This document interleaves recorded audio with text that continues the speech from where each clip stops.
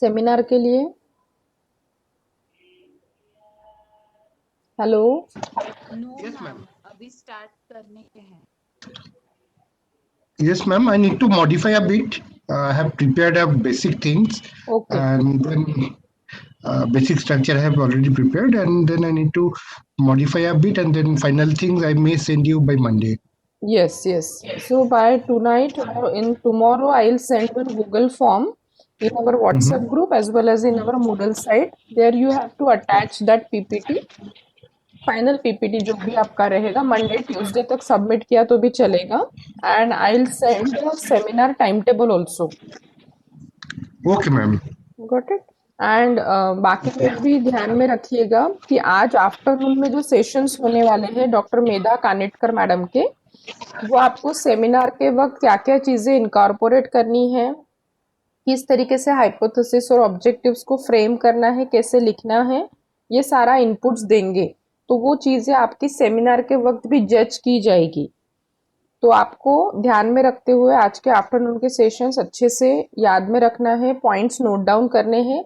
आपको सेमिनार क्या प्रेजेंटेशन बनाते समय कुछ दिक्कतें आती है तो वो नोट डाउन करके रखिए और आज दोपहर में आप लोग मैडम से डिस्कस करिए वो। ठीक है। Sure, ma'am. Ma'am, another thing I would like to know, like I am in science stream. Yes There may be some other streams also as well.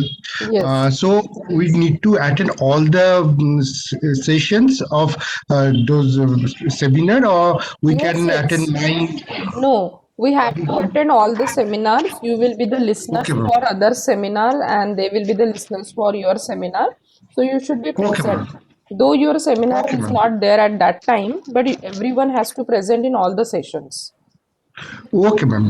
Okay, ma'am. Thank you. This clarification I wanted. Yes, yes, Thank you, ma'am. I because have to be present every day, yes, yes, because even it's if my 60 hours course nine work, na? things.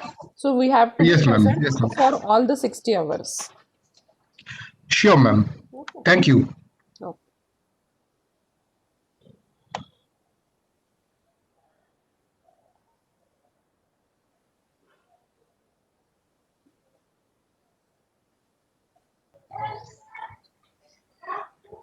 Good morning, friends.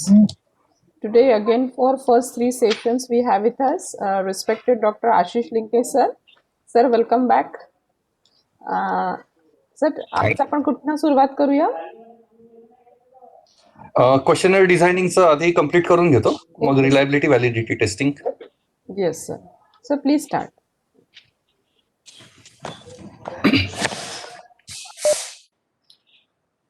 Okay, good morning everyone. So we are on day 2 now. So we will just give finishing touches to the topic that we have been discussing, that is questionnaire designing part. Yesterday we had discussions on primary and secondary data, and very meaningful and important discussions we had yesterday on the sources of literature review, and I demonstrated you some repositories, the electronic repositories, and how to browse through those particular electronic resources. So this is what we discussed, and yesterday again we started our discussions on questionnaire designing, and we are on to this steps in designing questionnaire. So this is what we were discussing. So at the outset, we are supposed to assess our data requirements. So what data you require while conducting your research study. Eventually, you are going to put your data into analysis. And while analyzing your data, you are supposed to satisfy your objectives, and you are supposed to test your hypothesis. And as you can see, your entire analysis part revolves around objectives and hypotheses. And by referring to objectives and hypotheses, we are supposed to identify our variables. And this is the message that I rendered you yesterday. Before you start anything, learn how to finish it. Rather, you are supposed to start with end in mind. So you at the outset determine how will you satisfy your objectives, and what all tools you will use while satisfying your objectives. And at the same time, you are supposed to identify the test that you are going to administer while testing your hypothesis statements. So this is what we discussed yesterday. And again, one of the important things that I told you yesterday, after collecting data, you just don't think how to analyze it.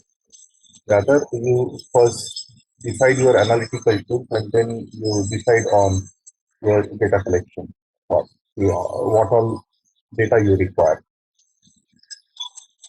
So this is what we were discussing, the related terms with regard to the data requirements. Just a moment.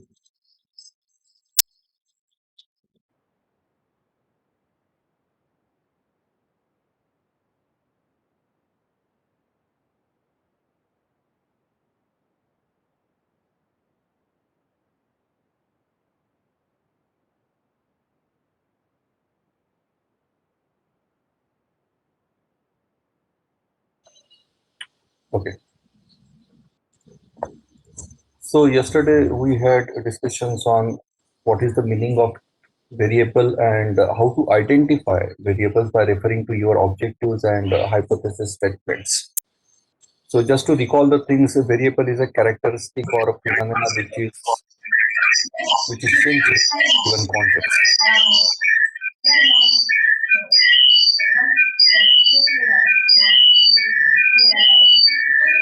Lakshmi ma'am,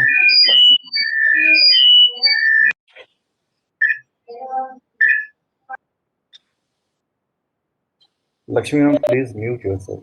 sir मी केलंय त्यांना mute. आता ठीक आहे आवाज? Okay ma'am.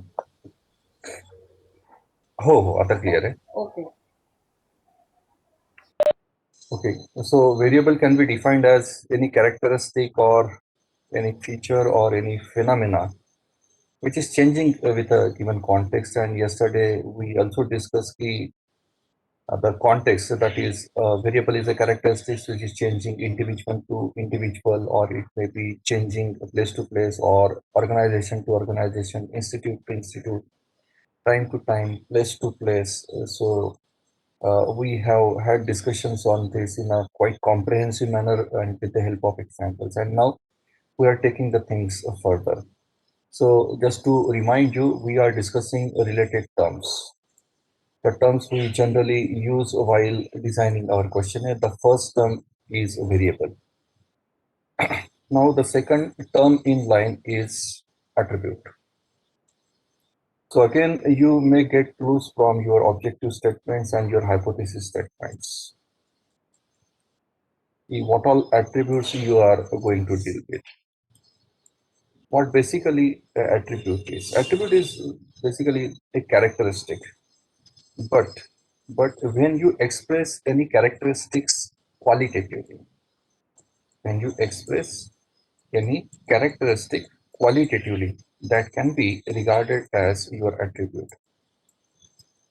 Now, what does this mean? Yesterday we had discussions on like variable. We have discussed variable is again an attribute or a characteristics which is changing with a given time, but variables are generally expressed numerically.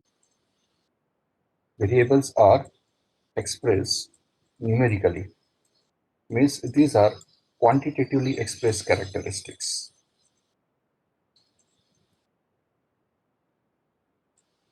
These are quantitatively expressed characteristics.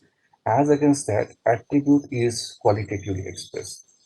Few examples like gender. So while preparing a question on gender, what will you do? You will provide options or choices to your respondents, like A, male, and B, female. And your respondent is supposed to select an appropriate choice. If suppose your respondent has selected this. So these are considered as the attributes, which are qualitatively expressed. Over here, these are categorical things. In female, you have got two categories. One is male and second is female. So these are categorical variables which are generally qualitatively expressed. The similar way, if you are talking about education of your respondent, then again you will provide some choices. Like A is up to SSC, B is, if suppose, up to HSSC. C, graduation. And if suppose D is PG. And your respondents are selecting the appropriate choices. So these are the categorical variables, you can say. These are attributes are the categorical variables which are generally qualitatively expressed. So again, you need to identify, and from there you would get a clue that what all attributes you are going to deal with. So simply again, you refer to your objectives and hypothesis again. If in your objective, if suppose your objective number one is to study demographic profile, to study demographic profile of respondents. So over here in demography, you are generally talking about gender, age, education, marital status, and all. So all these are considered as your attributes. So while defining your this particular thing, this demographic profile, you need to list out what all attributes you are going to study or what all attributes on which you will collect data. So you need to prepare a list of this. The how many and which one. Really? So this is how we generally operationalize our these statements into data requirement of your research study. So what you are doing, you are proceeding objective by objective, hypothesis by hypothesis, and you are actually operationalizing what data you will require and in what sense you will require it. So while doing this particular exercise, you may get idea regarding what all variables you are going to deal with, what all variables you are going to deal with, and what all attributes you are going to study. If suppose one of your objectives is objective number 3, if supposed to compare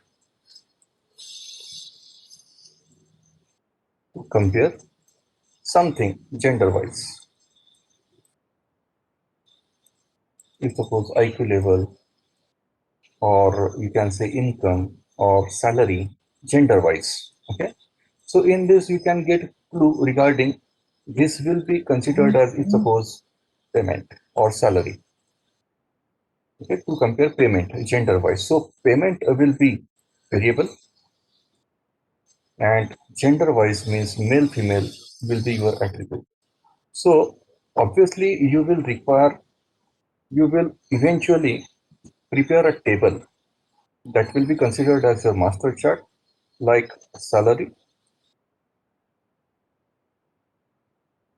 then male and female, and over here you will be having respondent number, respondent 1, respondent 2, respondent 3, likewise. And if suppose your male's sample size is 300, okay, so you will be having 300 observations over here. And if suppose your female count is about, suppose 250, so your female sample size is suppose 250, so you will get 250 data points over here, and you will get 300 data points over here, and then obviously we will perform t-test over here.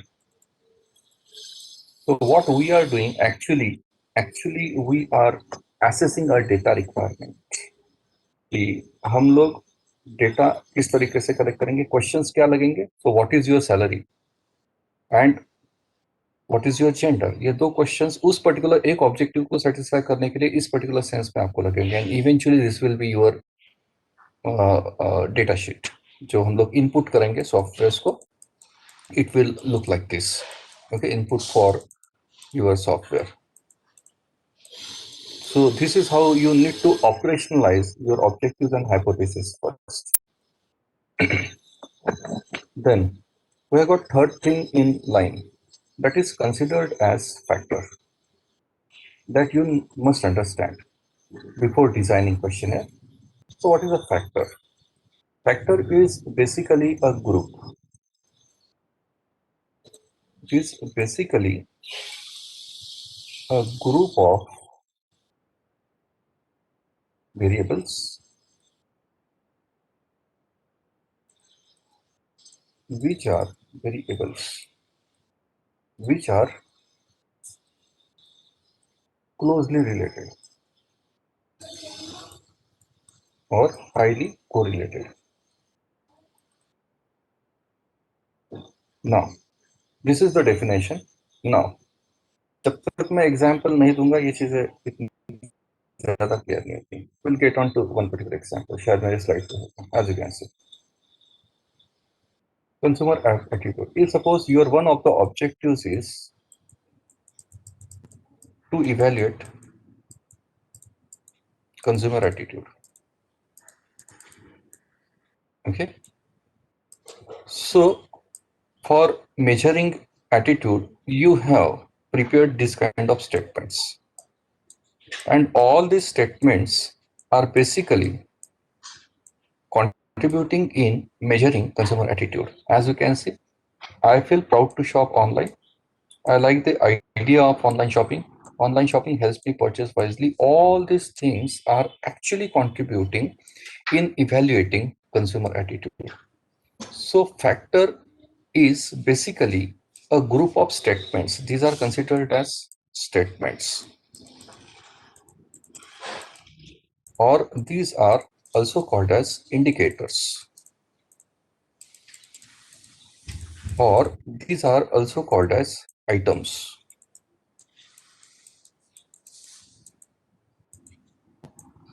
Okay, so basically factor is a group of indicators or items which are highly correlated.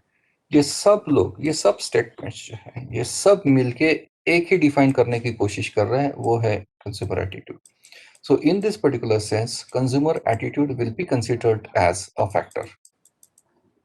So again, means by referring to your objectives and hypothesis, you will not be able to identify the factors, but you will be able to identify the constructs. So we'll get into it now. So we'll talk about construct. This is most important thing. You need to identify how many constructs that you are going to deal with. So what is a construct basically? It is a group of factors. It is a group of factors importantly, or it may be a group of attributes, or it may be a group of variables. But the important definition of construct, it is a group of several factors. If several factors comes together, they generally form a construct. So constructs are generally measured with multiple variables or multiple statements, rather multiple items. से हम लोग जो measure करते हैं, that is what is called as a construct.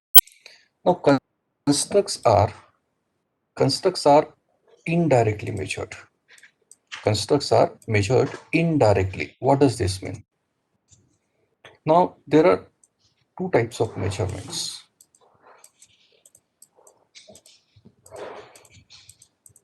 There are two types of measurements which can be configured into two: direct measurement and indirect measurement.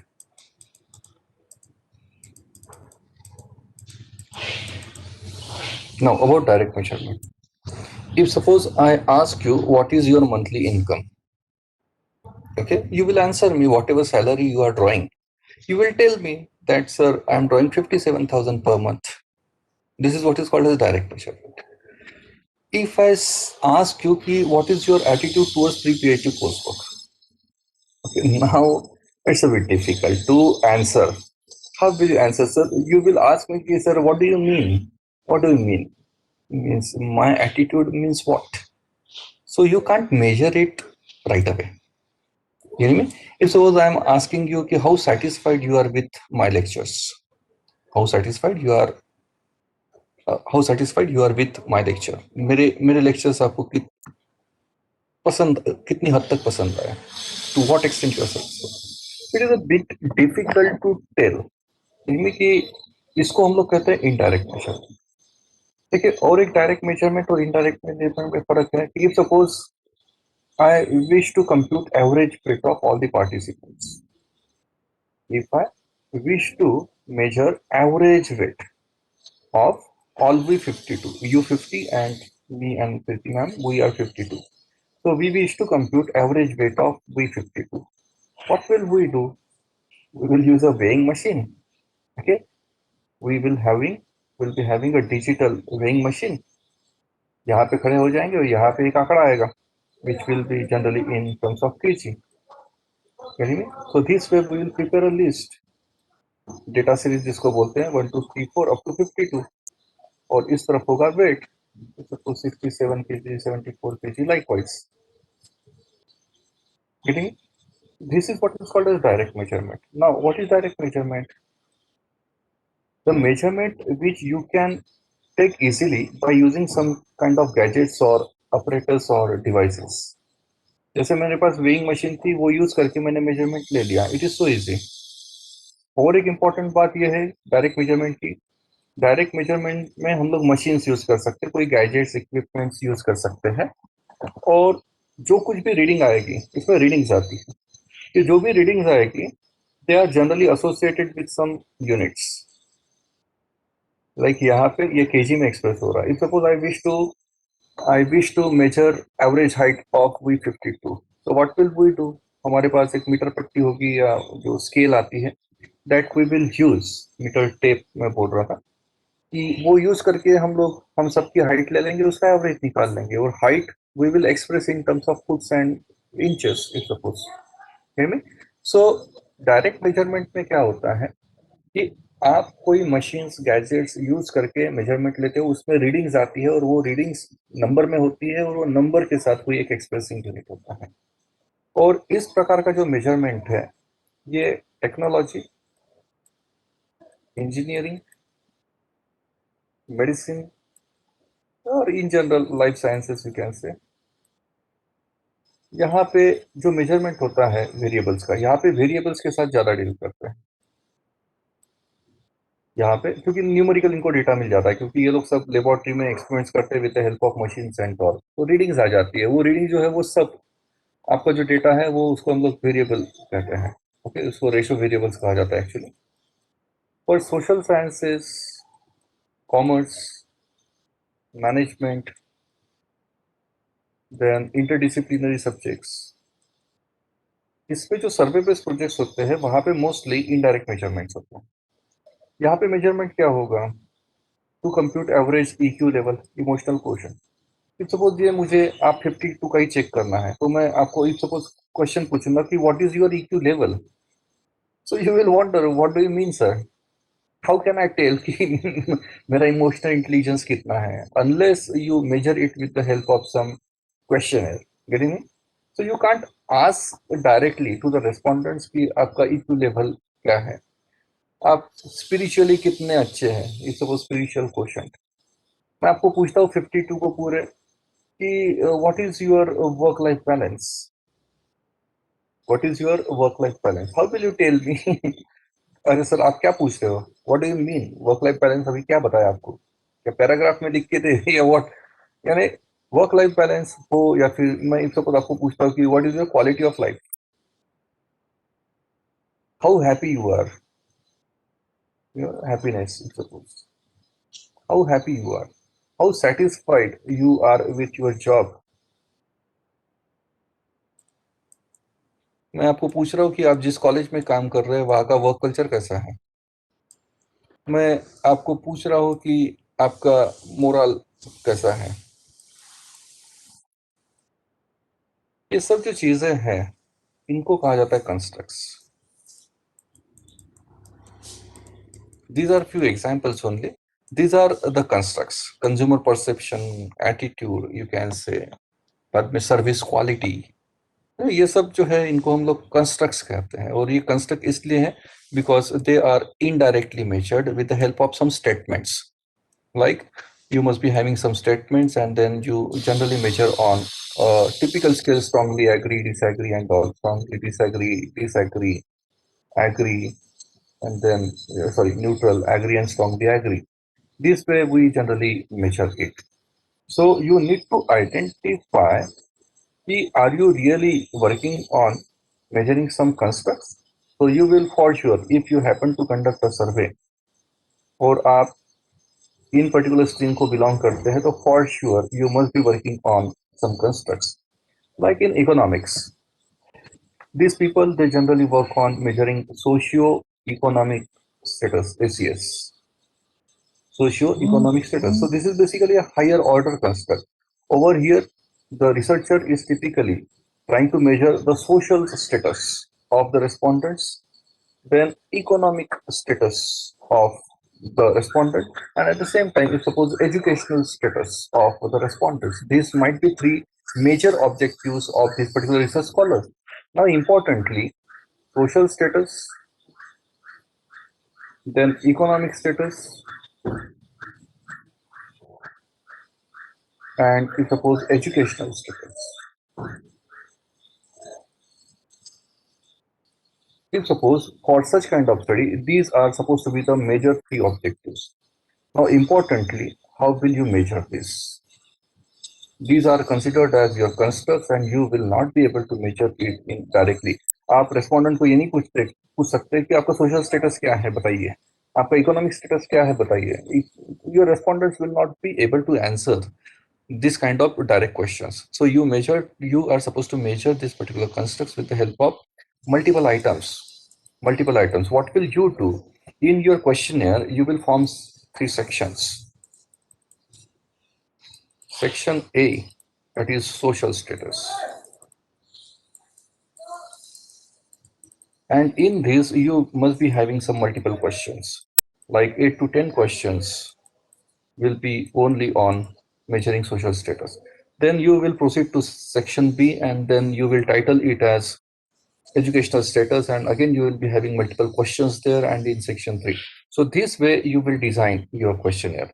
So you need to identify the constructs if you happen to conduct a survey based research study. These are a few examples. As you can see, construct जो है ना, is a combination of a subject and a variable.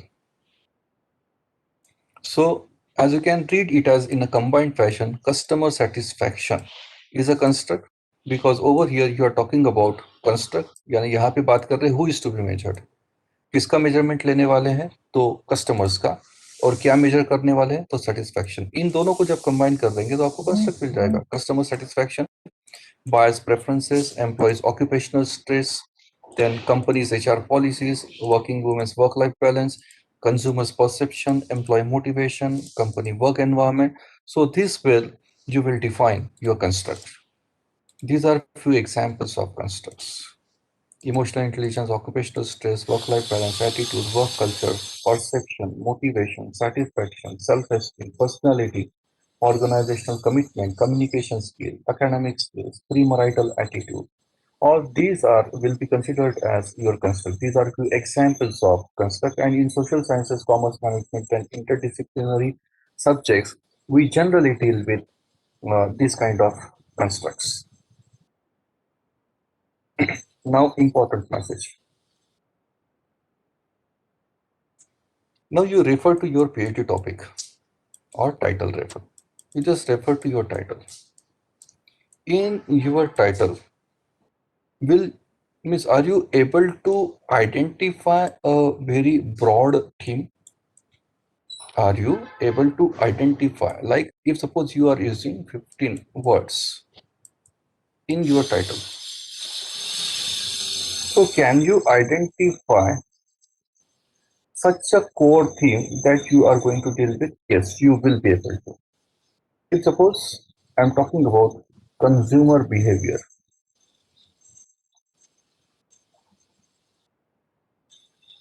consumer behavior means evaluation of consumer behavior with special reference to online shopping in Vidarbha region. If suppose this is the title, so in this particular title, I could highlight the word I am supposed to measure consumer behavior.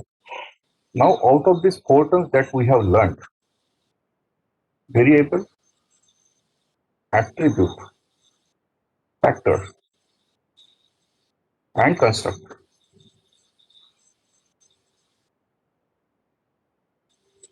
ये चारों में से ये चीज क्या है? Obviously, it's a construct. It's a construct, and it is called as higher order construct. Higher order construct. Now, this is the major thing, and in your title, you should have a very broad. You should have a very broad theme over here, so that you should be able to break this broad theme, like consumer behavior, into at least five to six themes. These will be themes. You should be able to break down your major topic into appropriate themes. Now, in consumer, while measuring consumer behavior, I may talk about consumer attitude. I may talk about customer satisfaction. I may talk about customers' purchase intention. I may talk about consumer perception. I may talk about quality, service quality.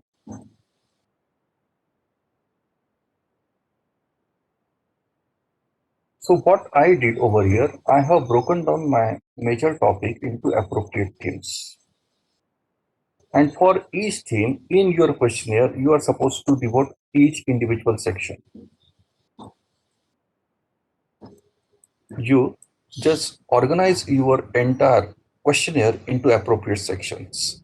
So this will be your section. Section 1 will be obviously your respondent's profile, and then this may be your section 2, then section 3, 4, 5, and 6 sections you will be having in your questionnaire. And on 6 sections, all these 6 sections, you are supposed to design a different set of questions which are dealing with or catering to this particular appropriate theme.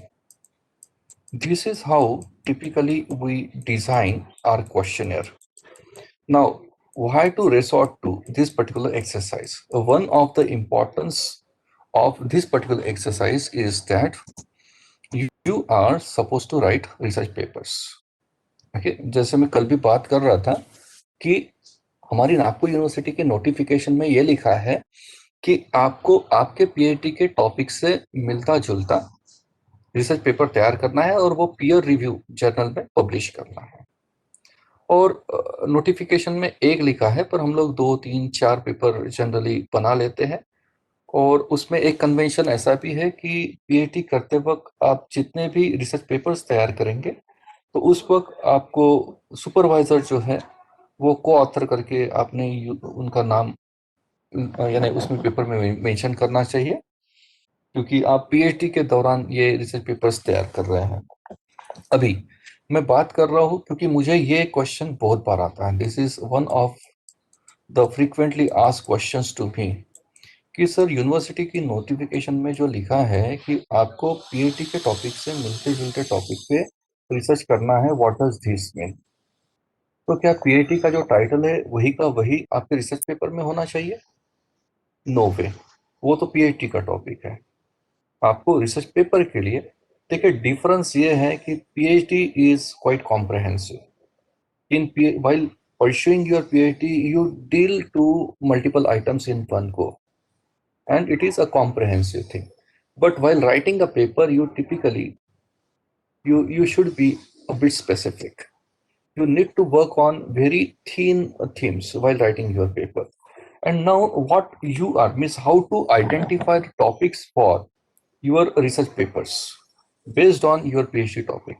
So obviously you need to identify a major theme by referring to your title, obviously. Now you break down this theme into several sections that I just told you.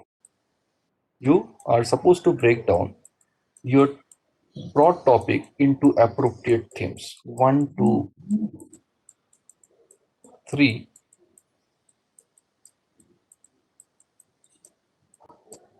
4, and 5. Okay. Now, after identifying these themes, you again refer to your objectives. Now, you are supposed to club together.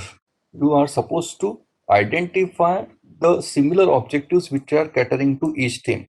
If suppose you are considering theme 1, you refer to your objective statements and try to identify the objectives, at least 2, 3, 4 objectives which are catering to one individual theme only. And then try to group together these objectives and try to develop a title for theme 1 and try to write a paper for each theme. Means you may have one particular paper on theme 1, you may have second paper based on theme 2, then third paper on theme 3. So this way you will be able to write multiple papers by referring to a single PhD topic. So this is how we need to work on. And that is why this framework is all the more important, और यही framework हम लोगों को question बनाने में काम में आएगा. This will constitute your separate sections in a questionnaire. These will be considered as separate sections in your questionnaire. So this is what I'm going to summarize what we have discussed so far. Now this is your basic theme, and over here I am trying to measure work culture. This is considered as a construct. Okay, and now in construct, this particular construct, work culture, can be defined with the help of individual performance and organization structure. These will be considered as your factors, factor 1, factor 2. And in each factor, you are having multiple statements. All these 4 statements are measuring this thing only. So a group of all these 4 factors will be considered as your factor. And each individual item is considered as your indicator, and this is considered as a continuum. This is called as a scale. And as far as this example goes, ये जो है ये 5 point scale है, ये आप 7 point 9 point भी कर सकते हैं इसको. It is just for the sake of example. So I am using a 5 point scale over here, which is constituting 5 distinct points, which can be read as strongly disagree, neutral, agree, and strongly agree. So this is the entire framework. And if this entire framework is clear, your questionnaire is obviously ready with you, and that too in a very, very professional manner. So this is one of the exercises कि जहाँ पे हम लोग ये जानने की कोशिश कर रहे हैं कि how to identify your variables and attributes by referring to your objective statements. This is your title, Problems and Prospects of Human Development in Organized Retailing. And the objectives, ये 4 मैंने लिखे हैं, multiple थे. इसमें आप देख सकते हैं to examine magnitude of moral. So moral, this is what you are supposed to highlight. Moral is a construct which can be measured with the help of multiple statements. Then you are trying to compare wages. So wage is a variable, and these 3, metropolitan city, satellite city, and tier 2 city, tier 2 towns, ये जो 3 है, these will be considered as your attributes. तो आपका एक question इसको लेके जाएगा कि what is your residential address, और एक क्वेश्चन जाएगा what is your monthly wages or weekly wages, whatever it is. So आपका टेबल जो है वो इस तरीके से बनेगा, 1, 2, 3. यहाँ पे आपके रेस्पोंडेंट्स के सैंपल 1, 2, 3. ये आपका है मेट्रो, ये है आपका सैटेलाइट सिटी, और ये है टायर 2 सिटी, और ऊपर वेरिएबल है वेज. ओके, और यहाँ पे आपके आएंगे मल्टीपल रेस्पॉन्सेस. यहाँ से कुछ सैंपल साइज होगा आपका, सपोज 200 का, यहाँ से 200 और यहाँ से 200. तो ये हो गया मास्टर चार्ट आपका रेडी, और ये जाएगा इनपुट करके आपके सॉफ्टवेयर में.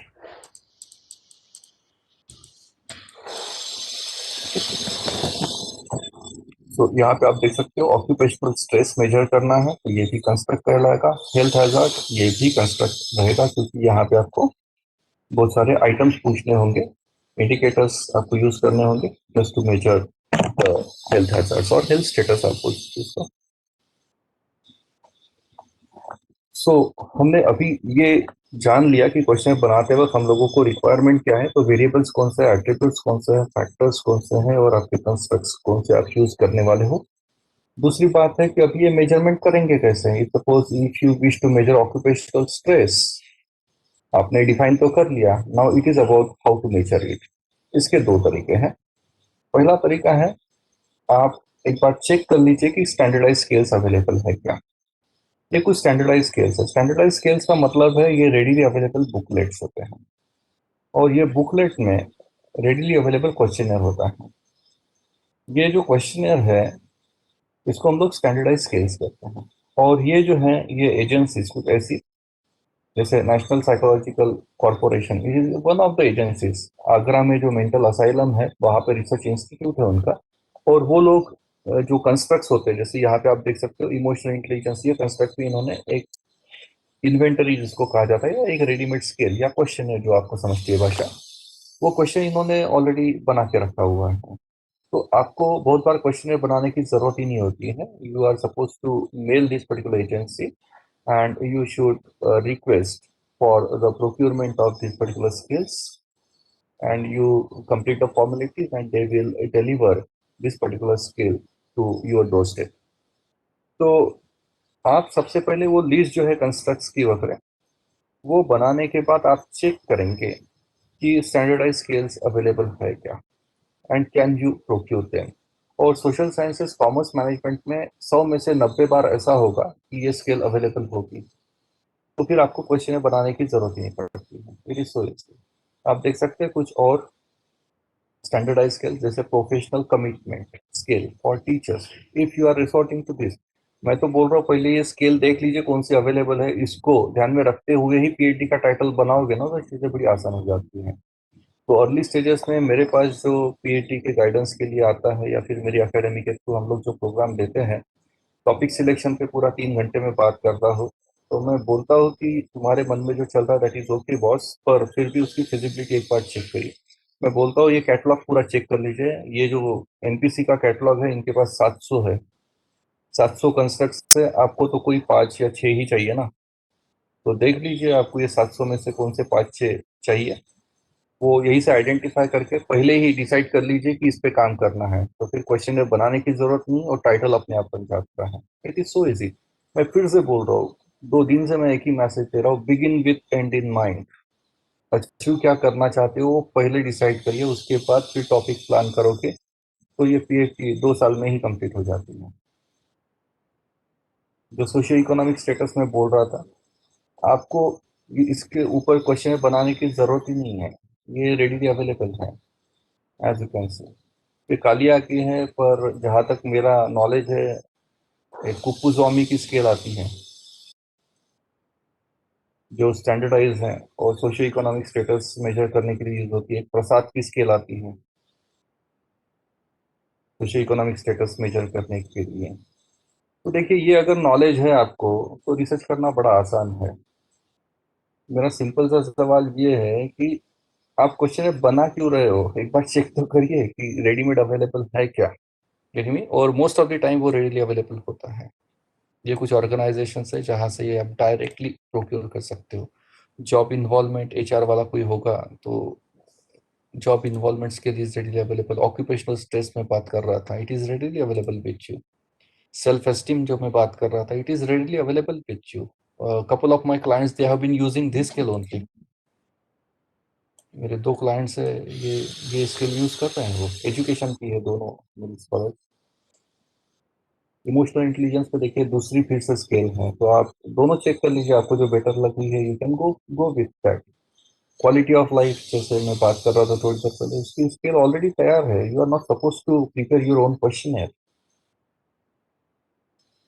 अभी एज्यूम करके चलते हैं कि आपके पास ये ना ही नॉलेज है कि ऐसा कुछ स्टैंडर्डाइज स्केल्स अवेलेबल होती है, और ना ही आप इसको प्रोक्यूर कर पा रहे हो, या फिर एक पॉसिबिलिटी ये है कि आपने जो कंस्ट्रक्ट चूज कर लिए है उसको लेके रेडीमेड स्केल है ही नहीं, तो फिर क्या करेंगे। तो उसके लिए लिटरेचर रिव्यू। मैं कल भी अच्छी खासी बात किया, लगभग 1 घंटा तो मैंने लिटरेचर रिव्यू के ऊपर ही बात किया था शायद कल।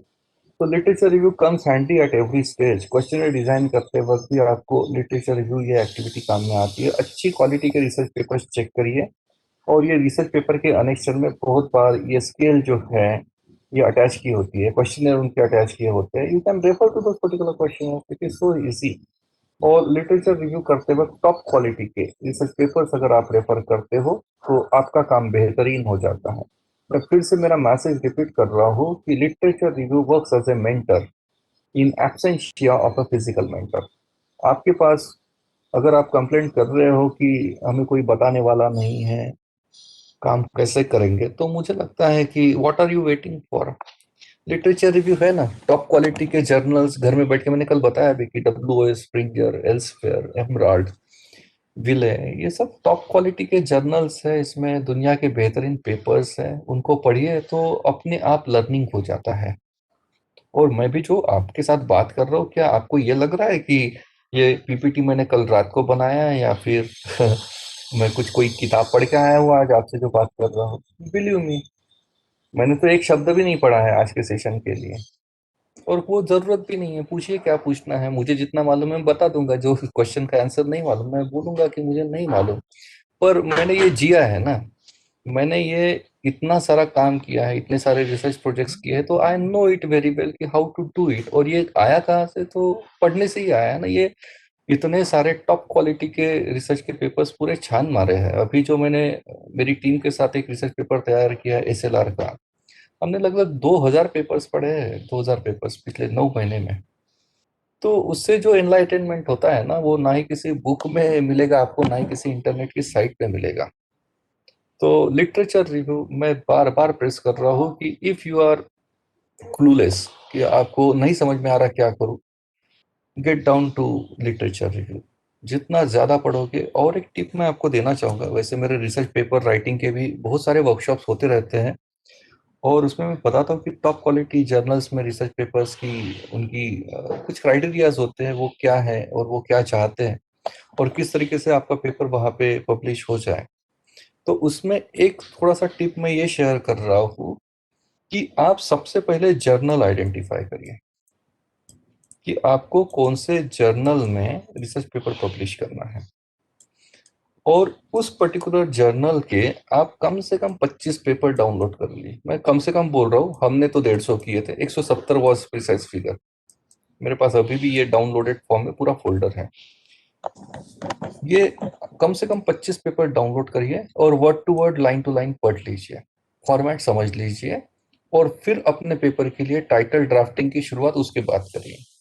टाइटल कैसे लिखते हैं, एब्स्ट्रैक्ट कैसे लिखते हैं, कीवर्ड्स कितने देने होते हैं, कौन से होते हैं, इंट्रोडक्शन में क्या लिखना होता है, ये सब जो क्वेश्चंस है जिसका जवाब कहीं है नहीं।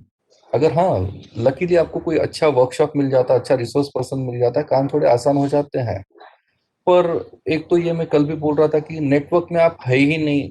आप रिसर्च कम्युनिटी के कितने व्हाट्सएप के या फेसबुक के ग्रुप में हैं, अगर नहीं है तो समझ लीजिए आप नहीं ठीक से वो माहौल क्रिएट कर पा रहे, जो एनवायरनमेंट लगता है रिसर्च करने के लिए।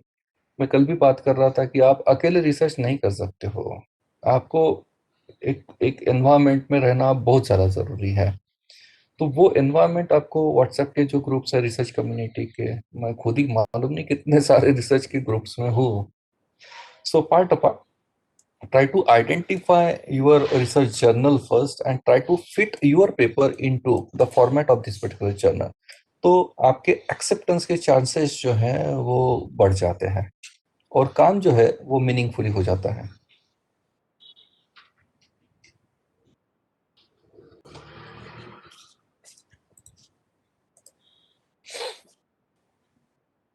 दूसरी चीज आप ये कर सकते हो, एक बार आपने कंस्ट्रक्ट की लिस्ट बना ली तो you simply ask Google sir. किसी को नहीं पूछ सकते हो ना, तो गूगल सर को पूछिए कि sir I wish to measure occupational stress, can you tell me how to measure it.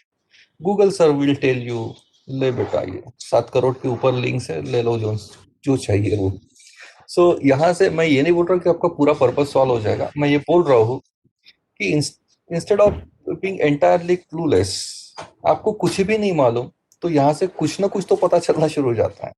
At least occupational stress major कैसे करते हैं, या फिर ऑक्यूपेशनल स्ट्रेस मेजर करने के लिए कोई फॉर्मूला बना है क्या, या फिर कोई स्केल बनी है, तो वो स्केल के उल्लेख भी आपको यहाँ पे अंदर में मिलना शुरू हो जाता है जब आप पढ़ना शुरू करते हो। तो ऑब्वियसली फिर आपको स्केल का टाइटल भी मिल गया, तो आप उसको ढूंढने में लग जाते हो, यानी क्या यहाँ से डायरेक्शन तो डेफिनेटली मिलता है।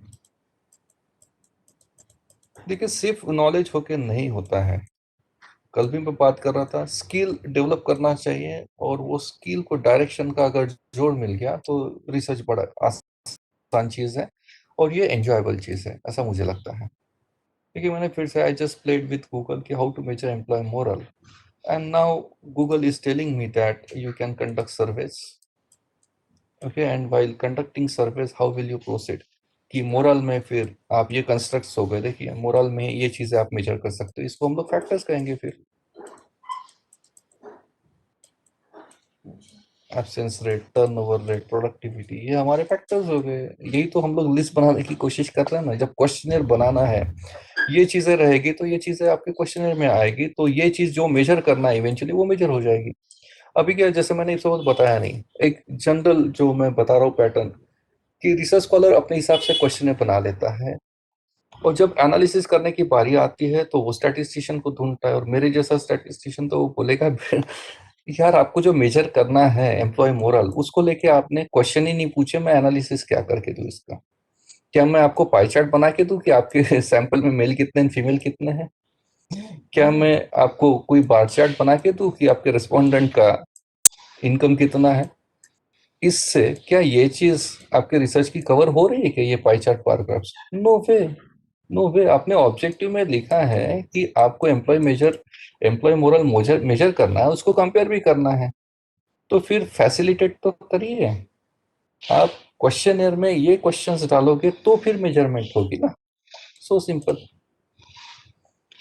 बाद में स्टेप नंबर 3 पे जा रहे हैं हम लोग, and this is the exercise of preparing information need chart. So what is this chart? This is basically a format. So you need to prepare this particular format. So these may be your research questions or these may be your themes. सब theme जो हमने identify कर ली थी कि theme number 1 क्या है आपकी, 2 क्या है, 3 क्या है, 4 क्या है, लाइकवाइज 5 6 7 जितने हैं उतने, and this will be considered as separate sections in your questionnaire. उसके बाद आते हैं ऑब्जेक्टिव्स। थीम 1 को लेके आपके ऑब्जेक्टिव्स क्या है, try to club it together, और हर ऑब्जेक्टिव में आप वेरिएबल्स डिड्यूस करिए। हर ऑब्जेक्टिव से 1 या 2 वेरिएबल्स निकलते जाएंगे, यहाँ से 1 2, यहाँ से 1 2 3 हो सकता है शायद। आप चेक करिए, इसकी लिस्ट बना लीजिए कि वेरिएबल्स, फैक्टर्स, कंस्ट्रक्ट्स क्या है। उसके बाद इफ सपोज एटीट्यूड ऐसा लिख के आया है कि if suppose you wish to measure attitude in this particular objective, then over here you just ask while measuring attitude what all information you will need and how many statements you will use to measure attitude. In the similar way aapka, if suppose variable number 2 is income, so obviously you will need information over here, income in what sense, monthly income ya fir annual income, gross income ya fir net income. Try to operationalize the things over here, and then in this particular column you just write कि ये data आपको देगा कौन. This will be considered as the target population. And if you could find इस particular column में target population अगर differ हो रहा है, इफ सपोज ये थीम के लिए आपका टारगेट पॉपुलेशन ग्रुप नंबर 1 है, इसके लिए भी ग्रुप 1 है, और इसके लिए आपका ग्रुप इफ सपोज 2 है, और यहाँ पे ग्रुप 1 है, तो straight away message is that you are supposed to prepare 2 different sets of questionnaire. One is for if suppose कुछ स्कूल को लेके कुछ सर्वे कर रहे हैं या कॉलेजेस को लेके कुछ सर्वे कर रहे हैं, तो यहाँ पे हम लोग बोलेंगे college teacher is group 1, and then college की जो मैनेजमेंट है दैट इज ग्रुप 2, या फिर नॉन क्लरिकल स्टाफ आपका, सॉरी नॉन टीचिंग जिसको क्लरिकल स्टाफ कहते हैं, that will be possibly your group 2. So you are suppose to prepare separate sets of questions for the lecturers and for your support staff. तो आपको 2 question के set बनाने होंगे. सो this is the information need chart that you are supposed to prepare before designing your questionnaire. So this is one of the examples of what we have discussed so far. So identify your construct is, suppose my construct is consumer perception, and then I have prepared a list of items or indicators, and these 6 items I have prepared to measure consumer perception. And consumer perception is made up of price is one of the attribute, availability, then pride in using, suitable for lifestyle, then designs, then aesthetics, and these will be considered as my attributes. And combining these 6, I will be measuring consumer perception. This is my section 1. In a similar way, you are supposed to do or repeat this exercise for section 2, section 3, section 4 and all. So eventually your one particular section on your consumer perception will look like this on your questionnaire. As you can see, मैंने जो attribute identify कर लिए थे वो attribute को मैंने sentences में convert कर लिया. इसको मैं स्टेटमेंट कह रहा हूँ या फिर इसको इंडिकेटर्स कहते हैं, जो मैंने ऑलरेडी बता दिया है आपको. और ये है आपका कॉन्टिनम. आपको ये 5 पॉइंट यूज करना है या 7 पॉइंट या 3 पॉइंट या 9 पॉइंट, ये आपको डिसाइड करना होगा. And you will present your this particular section in your questionnaire like this. And in a similar way, you will be preparing questions for several sections, and several sections, if you combine it together, the entire questionnaire will be prepared. So customer satisfaction, if I wish to measure, so these are all the attributes which are measuring satisfaction. कि आपको restaurant के menu की variety कैसी लगी. Okay, very poor or satisfied, dissatisfied scale is this. Value for money benefit, and quality of service, then quality of food, promptness of service. All these are the indicators or the attributes, and I'm measuring it on some scale, as you can see. Okay, and your respondent will simply put tick marks like this, and this will be eventually be coded so as to get some sort of scores. This will be considered as your Likert scores. Then we are on to the last section, that is guidelines for developing a questionnaire. So guideline number 1 is try to develop your own question bank. Now how to develop this question bank? So answer lies there again in literature review. तो literature review में आप 2 चीजें कर सकते हो. आपका खुद का क्वेश्चन बनाने के लिए 2 प्रकार का लिटरेचर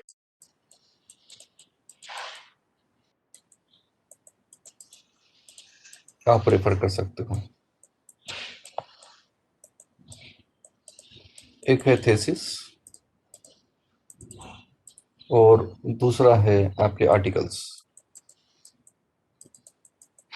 तो आर्टिकल्स के लिए कल मैंने बहुत सारे सोर्सेस आपको बता दिए थे. तो जो पीडीएफ आप डाउनलोड करोगे उसके अनेक्शर में, आर्टिकल्स के अनेक्शर में आपको क्वेश्चन मिल जाते हैं.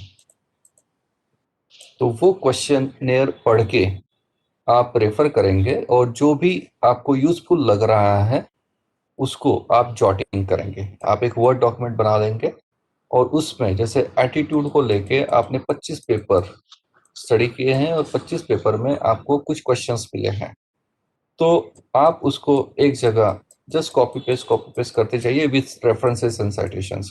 ये सबसे ज्यादा जरूरी काम. और इसमें से फिर आपको फाइनली जब करना है तो इसमें से चेक करिए कि कौन से फिजिबल लग रहे हैं, आपके कॉन्टेक्स्ट में रिलीवेंट कितने हैं, उसको रखिए, बाकी को डिस्कार्ड कर दीजिए. तो ये हो गया आर्टिकल्स के बारे में. दूसरा है थेसिस के बारे में. जो पीएचडी थेसिस है उसका जो अनेक्स्चर का चैप्टर होता है उसमें आपको क्वेश्चन मिलता है 100%. इसमें शायद 10 में से 5 पेपर में आपको क्वेश्चन मिलेंगे अनेक्स्चर में, पर इसमें 10 में से 10 में आपको क्वेश्चन मिलते ही हैं. तो आप इलेक्ट्रॉनिकली थेसिस चेक करेंगे या फिर फिजिकली भी हमारी यूनिवर्सिटी की जो लाइब्रेरी है वहाँ पे प्रीवियस थेसिस रखे हुए हैं in the form of repository. तो वहाँ पे जाके आप उसको रिट्राइव कर सकते हो. पिछले 5 साल के आप थेसिस निकाल लोगे और आपकी फील्ड के जो थेसिस है उसको रेफर करके आप अनेक्शर में जाएंगे और वो जो क्वेश्चनियर है उसको आप रेफर कर सकते हो. जो भी क्वेश्चंस आपके काम के लग रहे हैं उसको आप एक क्वेश्चन बैंक के फॉर्म में यहाँ पे कॉपी पेस्ट करना शुरू कर दोगे. इलेक्ट्रॉनिकली अगर ये करना है तो 2 साइट्स है. एक है शोधगंगा जो मैंने कल बताया आपको, और शोध गंगा साइट की खासियत यह है कि पूरा का पूरा थीसिस जो है वो आपको चैप्टर वाइज अलग अलग पीडीएफ फाइल में मिलेगा। तो आखिरी जो पीडीएफ होगी वो अनेक्षर की रहती है, वो पीडीएफ आप डाउनलोड कर लेंगे तो वहाँ पे आपको क्वेश्चन मिल जाता है। शोध गंगा और ओएटीडी नाम से मैंने एक साइट बताई थी आपको, जिसपे आपको अनेक्षर में क्वेश्चन मिल जाते हैं। ये नेशनल लेवल है, ये इंटरनेशनल लेवल के हैं, और इनके जो क्वेश्चनियर्स है उनकी एक क्वेश्चन बैंक तैयार कर लेंगे। ये देखिए, ये ओएटीडी से ही लिया हुआ है मैंने, आप देख सकते हैं, analysis of consumer behaviour on social media. ये टॉपिक पे मैं काम भी कर रहा था बीच में, तो मैं चेक कर रहा था क्वेश्चनियर्स, तो मुझे देखिए ये सेक्शन 1 इसी तरीके से फुल फ्लेजेड मुझे क्वेश्चन मिल गया है पीडीएफ फॉर्म में। As you can see this is what I was looking for actually, कि इसने कौन से क्वेश्चंस बनाए हैं, किस तरीके से बनाए हैं। तो हमने सोचने से बेहतर यह है कि जिन्होंने प्रीवियसली काम किया हुआ है उन्होंने कैसे किया है। इसमें थोड़े वो स्लाइट मॉडिफिकेशंस हो सकते हैं, तो वो आप कर लीजिए, तो आपका क्वेश्चन ऑटोमेटिकली डेवलप होते रहेगा। और में दूसरी एक चीज है, गूगल पे कभी कभी सरप्राइजिंगली मिल जाता है जो थीम आप ढूंढ रहे हैं। जैसे मैंने ये जस्ट प्ले करके देखा था कि हम लोगों को कस्टमर सेटिस्फेक्शन निकालना था, तो मैंने जस्ट वाइल्डली ऐसे चेक किया गूगल में कि is there any questionnaire on customer satisfaction. तो जैसे मैंने इतना टाइप किया सिर्फ क्वेश्चनर ऑन कस्टमर, तो गूगल मुझे पूछ रहा है कस्टमर सेटिस्फेक्शन है क्या आपके दिमाग में। इंसिडेंटली मेरे दिमाग में वही था। तो हद देखो, आपको गूगल ये भी पूछ रहा है कि अच्छा बैंकिंग में ढूंढ रहे हो क्या, ये भी है मेरे पास। यानी आप कस्टमर डाल रहे हो तो क्या क्वेश्चन कस्टमर रिलेशनशिप मैनेजमेंट पे चाहिए, कस्टमर परसेप्शन पे चाहिए, क्योंकि मैंने यहाँ पे कोई डाला नहीं है अभी। तो गूगल ही मुझे क्लू दे रहा है कि बेटा ढूंढ क्या रहे हो, है ना, मेरे पास देख लो तुम्हारे काम का है क्या ये। So if suppose I am looking for question on customer satisfaction, so Google is providing me about 5,64,000 links, और गूगल बोल रहा है कि ये ले लो बेटा अभी जो चाहिए। तो आप जैसे देख रहे हैं ये पर्पल में है, तो मैंने ये ऑलरेडी क्लिक करके ओपन कर लिया है। So this way you may get some clues by simply visiting your Google. एक इंपॉर्टेंट चीज यहाँ पे ये करनी है कि आपको इसके रेफरेंसेस जॉट डाउन करने हैं। रेफरेंसेस का मतलब है आपके बिब्लियोमेट्रिक डिटेल्स जो है वो पूरे के पूरे जॉटिंग्स लेने हैं आपको, और इनको बिना साइटेशन यूज नहीं करते, otherwise it will be in the plagiarism, जिसको वांगमोचौर्य कहते हैं। और मैं यूजीसी का नियम भी बता देता हूँ आपको, प्लेगरिज्म का एक्सटेंट कितना होना चाहिए। तो plagiarism is permissible up to 10%, और कुछ जो जर्नल्स हैं उनका जो एक्सटेंट है इट इज अबाउट 10 to 15%। अभी इसमें सॉफ्टवेयर में ही टेस्टिंग होता है प्लेगरिज्म का लेवल। इसमें हमारी यूनिवर्सिटी या फिर मैक्सिमम यूनिवर्सिटी इंडिया में जो है जो सॉफ्टवेयर यूज करती है वो है उरकुंड। आप जब थीसिस सबमिट करोगे तो आपको सॉफ्ट कॉपी लाइब्रेरी में से पहले सबमिट करनी होती है आपके थीसिस की, and then your thesis will be uploaded on Urkund software. Urkund will process, थोड़ा टाइम लगता है, 300-400 पेजेस को, ये लगभग आधा घंटा लगता है इसको प्रोसेस होने के लिए। सॉफ्टवेयर पूरा इसको स्कैनिंग करता है और एक रिपोर्ट जनरेट करता है। मल्टीपल पेजेस का ये रिपोर्ट होता है, कम से कम 12-15 पेजेस का ये रिपोर्ट होता है। थीसिस के लिए शायद और लंबा हो सकता है ये। और ये रिपोर्ट में एक चीज आती है वो होता है सिमिलैरिटी इंडेक्स, SI, और this is what I am referring to. ये SI जो है it should be less than 10%। अगर ये नहीं है तो आपको थीसिस वापस भेज देते हैं, और आपको ये प्लेगरिज्म लेवल जो है जब तक ये 10% से नीचे नहीं आती है तब तक आपको चेक करना होता है। और दूसरा एक जो इंटरनेशनल जर्नल्स यूज करते हैं वो है टर्निटिन नाम का, टर्निटिन। और इंटरनेशनल जितने भी जर्नल, स्कोपस, WS, विले, एल्सवेयर, एमराल्ड, ये सब जो मैं बता रहा था, जेस्टोर वगैरह, ये सब लोग जो है यही सॉफ्टवेयर यूज करते हैं, टर्निटिन। और ये बड़ा ही स्ट्रिक्ट सॉफ्टवेयर, बहुत ज्यादा स्ट्रिक्ट। एक एक वर्ड, एक एक लाइन पकड़ लेता है, और अच्छा खासा सिमिलैरिटी इंडेक्स आ जाता है। पहले अटेम्प्ट में तो आदमी तो शौक से मर जाएगा। हमारा खुद का ही, मैंने तो खुद ही ड्राफ्टिंग किया था, पर हमारा पहली अटेम्प्ट में कुछ 42% आया था। फिर वो प्लेगरिज्म में आता है 42, ये क्या 10 से 15% तक चलता है, फिर इसको पैराफ्रेजिंग करना होता है। ओके, सो पार्ट अपार्ट फिर हमने पैराफ्रेज करके वो ला लिया था, 10 से 15% के बीच में वो आ गया था। टर्निटी में वो 3 बार हम लोगों ने रन किया था वो हमारा पेपर। बाद में लेआउट ऑफ योर क्वेश्चनर, तो हमारी स्टेप नंबर 1 थी कि हमने वेरिएबल्स वगैरह आइडेंटिफाई कर लिए। दूसरा हमने ये चेक किया कि वो जो वेरिएबल्स या कंस्ट्रक्ट्स है उसको मेजर कैसे करते हैं। अभी बात हो रही है लेआउट की, और लेआउट का मैंने ऑलरेडी बता दिया, सेक्शंस बनाने हैं आपको। सो आप एक वर्ड डॉक्यूमेंट ले लेंगे ब्लैंक वाला, और उसमें आप इस प्रकार के क्वेश्चन, इस प्रकार से टाइटल डाल देंगे पहले, क्योंकि आपके क्वेश्चनर का लेआउट क्या रहेगा, फ्रेमवर्क जिसको कहते हैं। पहला रेस्पोंडेंट्स प्रोफाइल, फिर सेक्शन 1 इसका टाइटल आप डाल देंगे यहाँ पे, फिर सेक्शन 2 उसका टाइटल, फिर सेक्शन 3 उसका टाइटल, फिर सेक्शन 4 उसका टाइटल। और फिर आपने जो क्वेश्चन बैंक बनाई थी, वो क्वेश्चन बैंक में से जो रिलेवेंट क्वेश्चंस है वो हम लोग ट्रांसफर करना शुरू कर देंगे हमारे लैपटॉप से। हमारे क्वेश्चनर जो लेआउट बनाया है रिलेवेंट सेक्शंस में, हम लोग ये ट्रांसफर करना शुरू कर देंगे और उसको एक लॉजिकल ऑर्डर में हम लोग प्लेस कर देंगे। So this way you will prepare your questionnaire. तो मैं लास्ट सेक्शन में जा रहा हूँ अभी क्वेश्चनर डिजाइनिंग के, वो है guidelines. So choose the appropriate types of question, ये भी समझा देता हूँ मैं। आप जब क्वेश्चनर बनाओगे तो वो क्वेश्चनर में अलग अलग प्रकार के क्वेश्चंस दिखेंगे, या आप यूज कर सकते हैं। जो मेजर कॉन्फ़िगरेशन है वो 2 प्रकार के क्वेश्चन के टाइप्स 2 प्रकार के होते हैं। एक होते हैं ओपन एंडेड क्वेश्चंस, दूसरे होते हैं close ended questions. Open ended का मतलब है कि ये वो क्वेश्चंस है जहां पे आप रेस्पोंडेंट को चॉइसेस नहीं दे रहे हैं। आप क्वेश्चन पूछ रहे हैं and respondent is suppose to answer.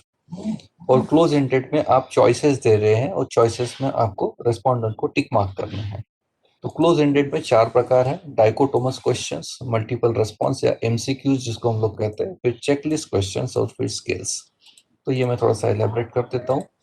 पहले बात करते हैं ओपन एंडेड की। ओपन एंडेड में 2 प्रकार हैं। ओपन एंडेड क्वेश्चंस को हम लोग 2 हिस्सों में डिवाइड कर सकते हैं।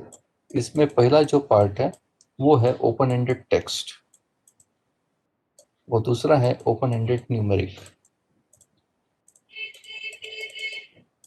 तो यहाँ पे क्या हो रहा है, ओपन एंडेड टेक्स्ट में आप क्वेश्चन पूछ रहे हो और 3-4 लाइन आप छोड़ रहे हो, और यहाँ पे रेस्पोंडेंट उसका जवाब पैराग्राफ के फॉर्म में लिखेगा या सेंटेंसेस के फॉर्म में लिखेगा।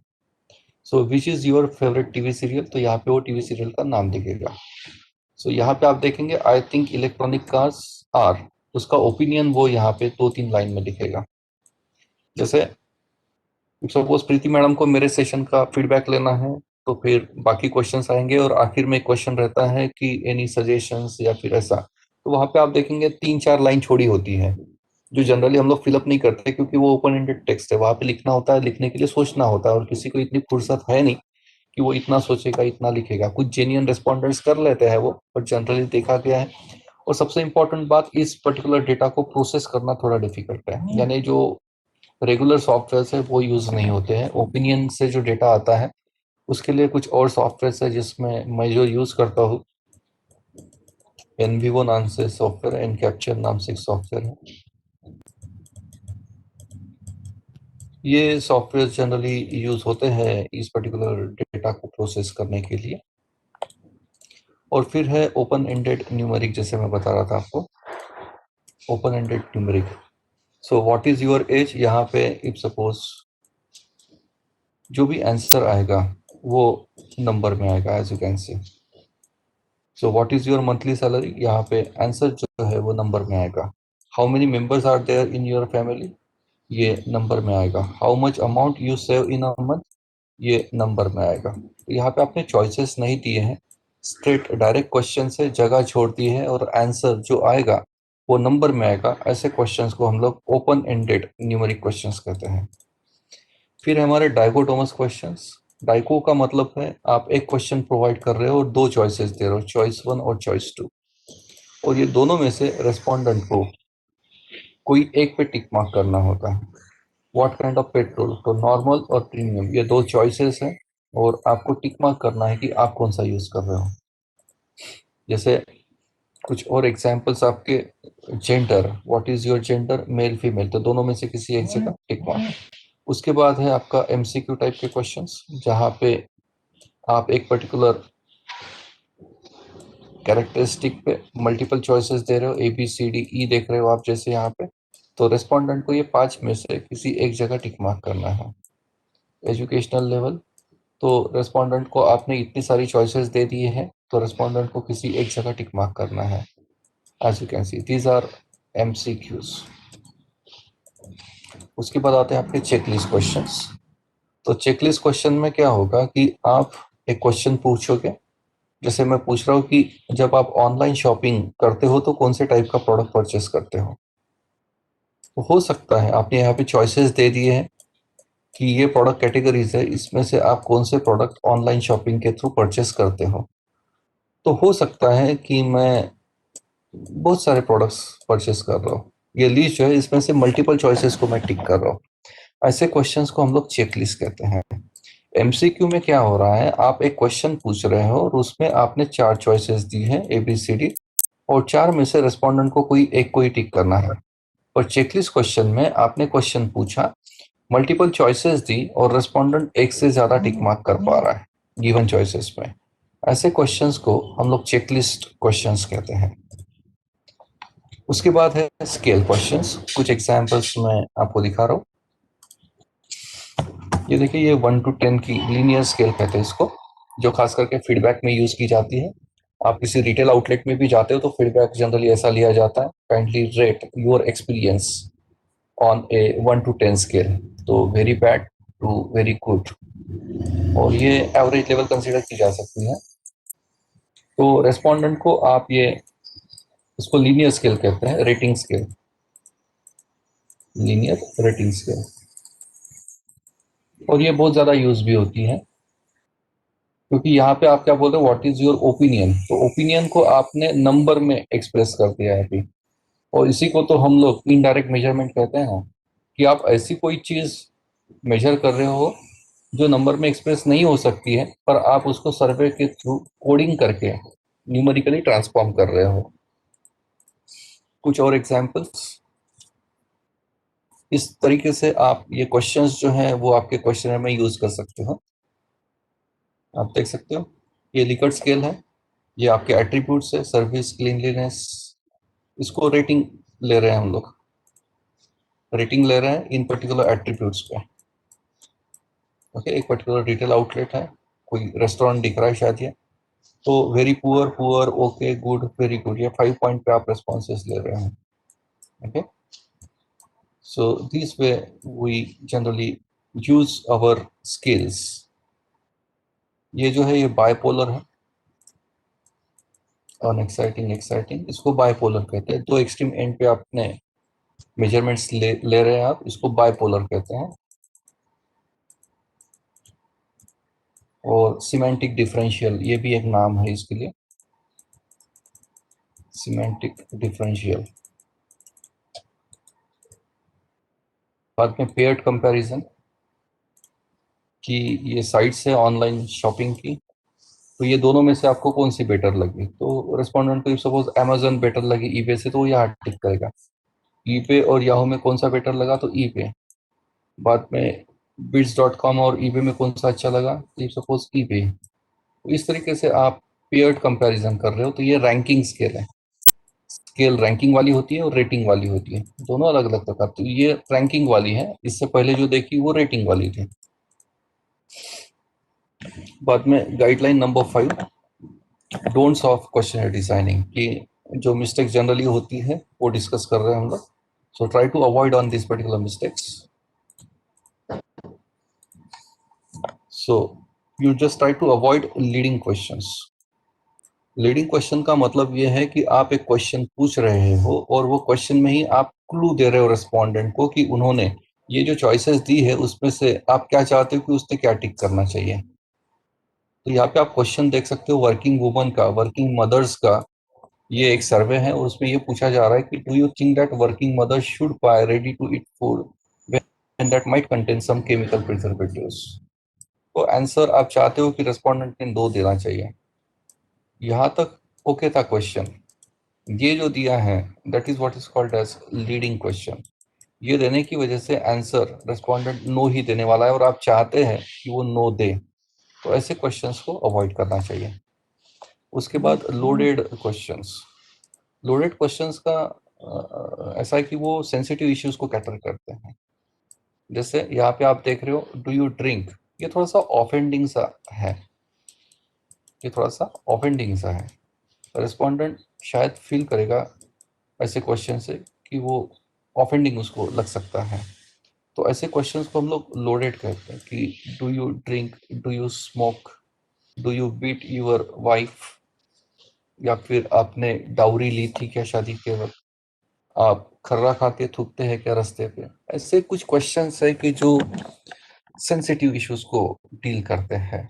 ऐसे क्वेश्चंस को लोडेड क्वेश्चन कहा जाता है और ऐसे क्वेश्चन जनरली अवॉइड करने चाहिए।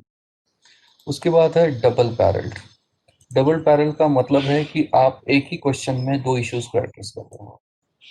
जैसे इफ सपोज आपका ये सिंपल क्वेश्चन है कि please rate the lecture in terms of its contents and presentation, तो यहाँ पे आप देखेंगे content of presentation in terms of content, ये एक इशू है, और पीपीटी की क्वालिटी ये सेकंड इशू है। तो आप एक ही क्वेश्चन में जब दो दो एट्रीब्यूट्स को मेजर करना चाहते हो तो उसको हम लोग डबल बैरल्ड कहते हैं। इसमें अगर मैं बोल रहा हूँ 1 to 10 की आप रेटिंग करिए, तो ऑब्वियसली ये पॉसिबल नहीं होगा, क्योंकि हो सकता है कि कंटेंट बेटर हो पर पीपीटी अच्छा नहीं हो, या फिर उल्टा पीपीटी बहुत अच्छा है पर कंटेंट में दम नहीं था। तो आप ये एक ही रेटिंग दोनों को थोड़ी दे सकते हैं ना, तो उसके लिए आपको ये दोनों को स्प्लिट करना होगा अलग अलग क्वेश्चन में। और इस पर्टिकुलर क्वेश्चन को आप अगर इस टेबल में सजा देते हो, this is correct, this is incorrect presentation of question, because ये क्वेश्चन में डबल बैरल का प्रॉब्लम हो रहा है, तो you are suppose to split into two separate issues. ऐसा ही मेरे पास एक कंसल्टेंसी के लिए क्वेश्चन आया था, और गवर्नमेंट हॉस्पिटल्स के पेशेंट्स का कुछ सर्वे चल रहा था, और उसमें क्वेश्चन वो बंदे ने ये पूछा था पेशेंट को कि आपके प्रति डॉक्टर और नर्सेस का क्या बोलते बिहेवियर, वर्तणूक कैसी है। तो आप देखेंगे कि अभी अगला क्या जवाब देगा, उसमें और चॉइसेस दिए थे कि पुअर, बाद में पहले वेरी पुअर था, पुअर, फिर एवरेज, फिर गुड एंड वेरी गुड। अब ये बंदा क्या जवाब देगा जो पेशेंट है, क्योंकि जो भी जवाब देगा एवरेज तो वो दोनों के लिए लागू हो जाएगा, डॉक्टर भी एवरेज है और नर्स भी एवरेज है। और हो सकता है कि डॉक्टर बहुत अच्छा है पर नर्स अच्छी नहीं है, या फिर उल्टा नर्स बहुत अच्छे से बिहेव कर रही है पर डॉक्टर अच्छे से बिहेव नहीं कर रहा, तो वो बंदा जवाब क्या दे। ऐसे क्वेश्चन को हम लोग डबल बैरल करते हैं। तो आपको ये दोनों इश्यूज जो हैं, नर्सेस का बर्ताव आपकी तरफ कैसा है और डॉक्टर का बर्ताव आपकी तरफ कैसा है, ये दोनों को स्प्लिट करना होगा आपको। और ये रियल लाइफ में होता है, जिसको ये अंडरस्टैंडिंग ही नहीं है कि क्वेश्चन बनाते कैसे है, तो ये गलतियां स्वाभाविक है। इसीलिए एक एक प्रोफेशनल एग्जामिन जिसको हम लोग कहते हैं, whatever you are doing, professional examine, ये एक टर्म है रिसर्च में।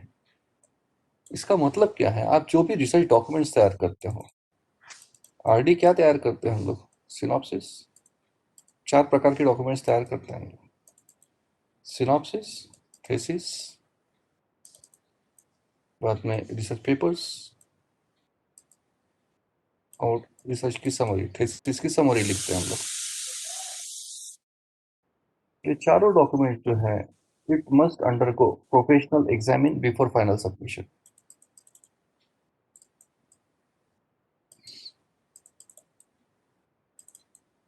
प्रोफेशनल एग्जामिन का मतलब है एक्सपर्ट एडवाइस। एक्सपर्ट यानी कौन, अलग अलग प्रकार के एक्सपर्ट्स होते हैं।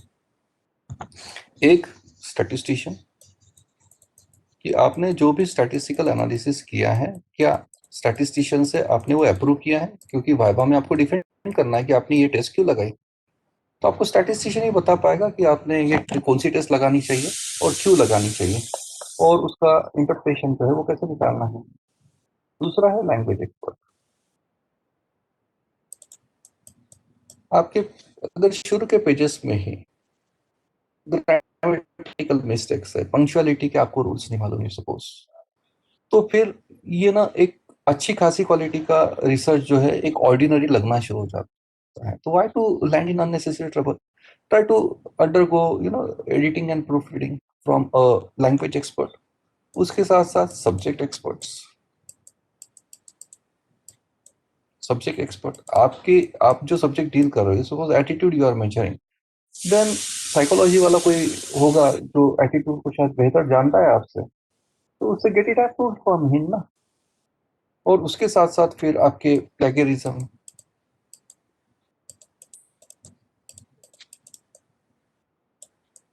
आप अकेले क्या क्या करोगे ना. मैं कल भी बात कर रहा था कि टर्निटिन का एक्सेस आपको मिलना, या फिर यूनिवर्सिटी में सीडी सबमिट करने से पहले क्यों ना अपने लेवल पे एक बार चेक करें.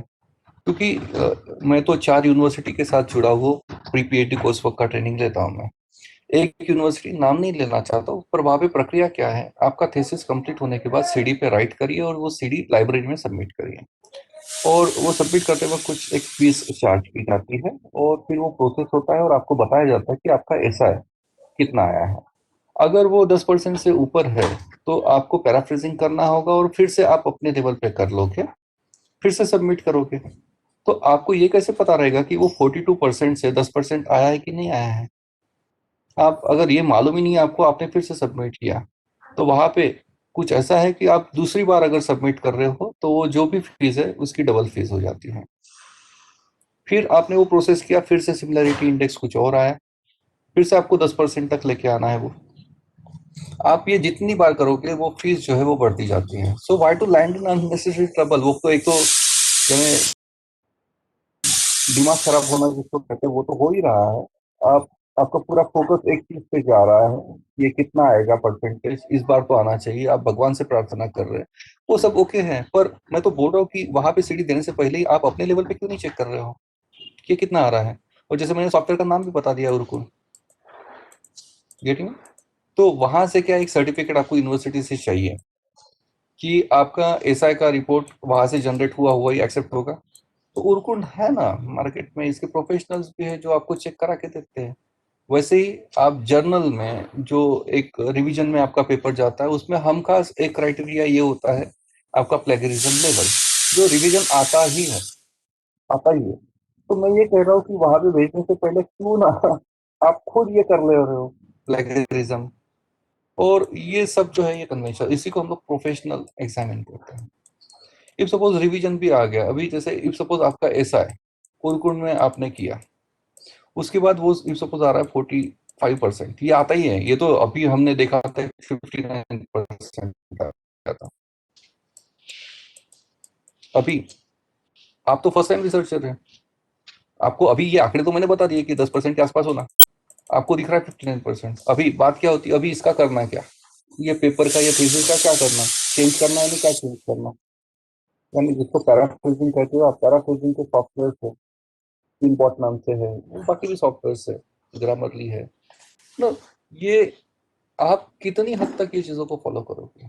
तो you just outsource this task ना, जिसको प्रोफेशनल एग्जामिनिंग कहते हैं.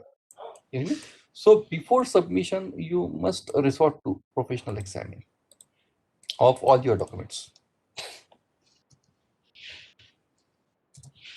सो अभी तक जो हमने पढ़ा उसको जस्ट समराइज करने की कोशिश कर रहा हूं मैं. ये देखिए, ये स्टेप्स है हमारी क्वेश्चनर डिजाइनिंग की, जिसमें हम लोग बात करते हैं identification of variables and construct. फिर हम लोग डिसाइड करते हैं कि how to measure your variables and construct. Then we prepare information need chart. Then we decide on the question types that we are going to use in our questionnaire. Then we are preparing a layout, and then we are actually copying and pasting our relevant questions to relevant sections from your question bank, and eventually get it professional examined. So this is the flow of designing questionnaire. So this is all from my side for questionnaire designing. So if you are having any queries with regard to this particular session, I will be very happy to take on.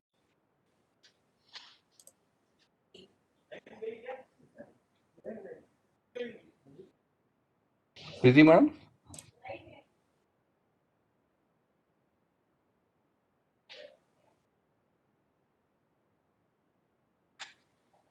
आपको कुछ questions होंगे तो पूछ सकते हैं, otherwise एक break ले लेंगे। मेरी आवाज आ रही है क्या आपको? Yes sir. Yes, sir. Yes sir. अच्छा, ये ऑनलाइन में समझता ही नहीं ना कि सब कुछ ठीक चल रहा है कि नहीं चल रहा है। आपको कुछ क्वेश्चंस सर होंगे तो पूछ सकते हैं। मेरा एक मैडम क्वेश्चन है जी है। वहाँ पे। हाँ महेश सर। हाँ सर, कि जब हम क्वेश्चनर बनाते हैं, जैसे आपने बोला कि हम लोग ऑनलाइन सर्च करेंगे वो क्वेश्चन, फिर एक डॉक्यूमेंट बनाएंगे और फिर उसको अपने पास डॉक्यूमेंट में वो फिर जो अपने रिलेटेड क्वेश्चन रहेंगे वो लेंगे, है ना। साइटेशन देना जरूरी है, लेकिन मेनी टाइम्स ऐसा भी होता है कि जो क्वेश्चन है वो हमारे दिमाग में भी वैसा ही क्वेश्चन है, तो फिर क्या उसको भी हम लोग, यानी उसको भी प्लेगरिज्म में काउंट होता है क्या सर? अगर साइटेशन नहीं दिया तो क्वेश्चन भी प्लेगरिज्म में काउंट होगा? सर आपने अगर दूसरे किसी की आइडिया भी यूज की है, दूसरे किसी की आइडिया भी, भले वर्डिंग आपके हैं, तो भी वो प्लेगरिज्म में जाता है। तो सेफर साइड साइटेशन देना कभी भी बेहतर है सर। और एक तो चीज ये है सर, जितने ज्यादा साइटेशन उतनी आपके पेपर की क्वालिटी बेहतर ये माना जाता है, या थेसिस की क्वालिटी बेहतर। तो ट्राई टू साइट सर। अगर आप दूसरी किसी की आइडिया यूज कर रहे हैं तो try to cite it. You may use your own words but you are suppose to cite. Okay, जो कौन सी देते हैं डिसिप्लिन के तो हैं फिर वो सर आप? प्लेगरिज्म आउट हो जाएगा क्या? सर मैं कॉमर्स में हूँ। अच्छा, नहीं सर, किस कई वजह बार से? ये होता है कि टर्निटिन जो है फ्रेजेस को भी वो प्लगरिज्म में दिखा देता है। And, हो ना, वही तो तकलीफ है टर्निटिंग की। हाँ वो बहुत फ्रेजेस सर, एक एक सिंगल वर्ड की। हाँ हाँ हाँ हाँ, एक सेंटेंस में फ्रेजेस को भी वो कर मुकेश लेता है सर और उसमें वहां ऐसा से है। लिंक दिखा देता हाँ, मैं थोड़ा सा बता देता हूँ how to get rid of. Sir, hello.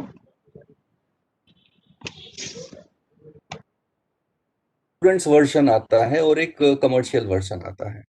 तो हम लोग जनरली स्टूडेंट वर्जन यूज करते हैं, और स्टूडेंट वर्जन में सेटिंग जो है ना वो ठीक से हो नहीं पाती। पर वही कमर्शियल वर्जन जो है ना, उसमें सेटिंग की जा सकती है। और वो सेटिंग में ऐसा है कि बिलो 0.5, क्योंकि आपको ना हर एक चीज जो डेटाबेसेस वो आइडेंटिफाई करता है ना, जैसे टेंड ऑफ ऑनलाइन, ये सबसे पहला डेटाबेस वो पकड़ते हैं। तो ये जो डेटाबेसेस है, ये डेटाबेसेस में वो परसेंटेज वाइज ब्रेकअप दे देता है कि आपने कौन से सोर्स से कितना परसेंट कॉपी किया है। है। बराबर, तो कुछ कुछ सोर्सेस में आप जैसे जैसे नीचे जाओगे ना, तो आपको दिखेगा सर कि बिलो 1% वाली लाइन शुरू हो जाती है सबसे आखिर में। राइट राइट, हाँ वहां पे बिलो 1% जो है ना, वो इतना ज्यादा मैटर नहीं करता है। और ये जो सेटिंग है ना बिलो 1% वाली, वो कमर्शियल सॉफ्टवेयर में रहती है। तो ऑटोमेटिकली वो जो एसआई का इंडेक्स है वो कम आ जाता है।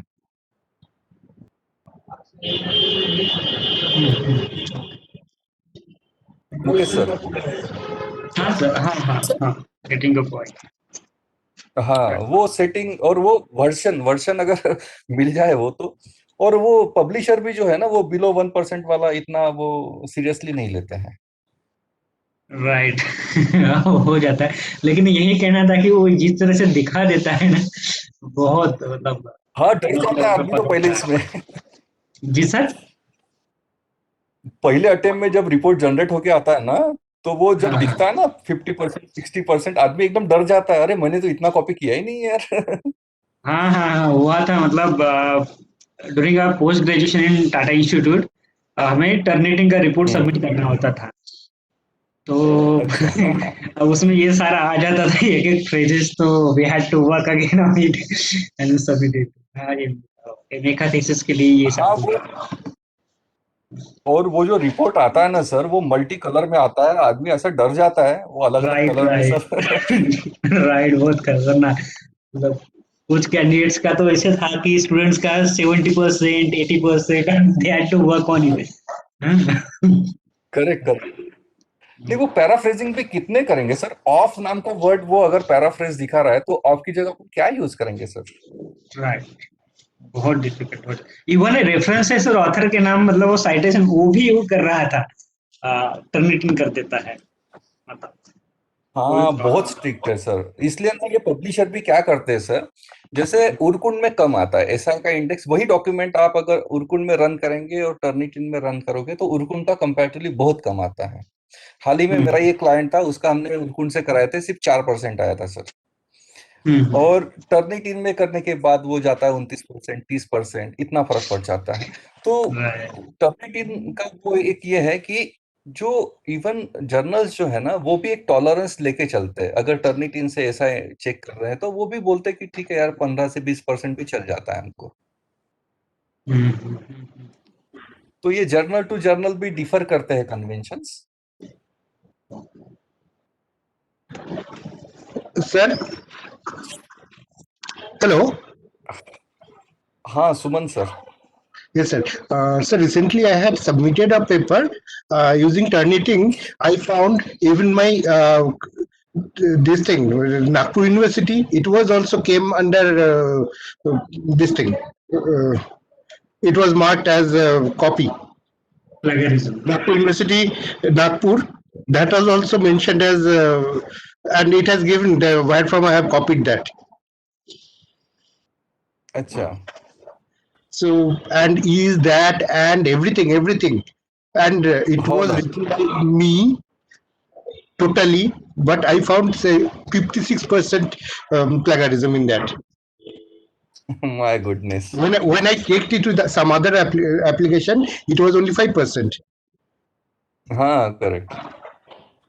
So I had to Everything is refresh. I had to refresh everything. My own sentences I had to refresh and submit, and it came below हाँ सर 15. ना, उसमें क्या हो जाता है सर, हम लोग जब रिस्ट्रक्चरिंग रिफ्रेजिंग करते हैं ना तो उसमें जो इसेंस है ना वो हम लोगों को Exactly, बहुत sir. He Exactly, sir. The रखना way होता I है। have written a thing, and all of a sudden I'm changing that thing to something else. What I planned to mean, that meaning may not carry that way. It happens. Exactly exactly.